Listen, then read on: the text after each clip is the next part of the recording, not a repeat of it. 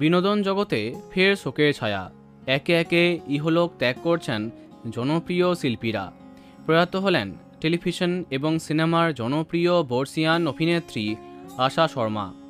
গতকাল শেষ নিঃশ্বাস ত্যাগ করেন কুমকুম ভাগ্যখ্যাত এই বর্ষিয়ান অভিনেত্রী।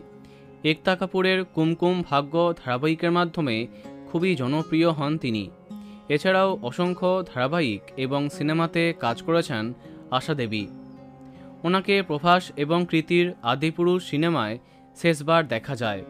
নিজের 40 বছরের দীর্ঘ অ্যাক্টিং কেরিয়ারে মুঝে কুছ कहना है, प्यार तो होना ही था, হাম তুমহারে হ্যাঁ সনম প্রভৃতি ছবিতে কাজ করেছেন আশা দেবী। গতকাল সন্ধ্যায় 88 বছর বয়সে শেষ নিঃশ্বাস ত্যাগ করেন তিনি।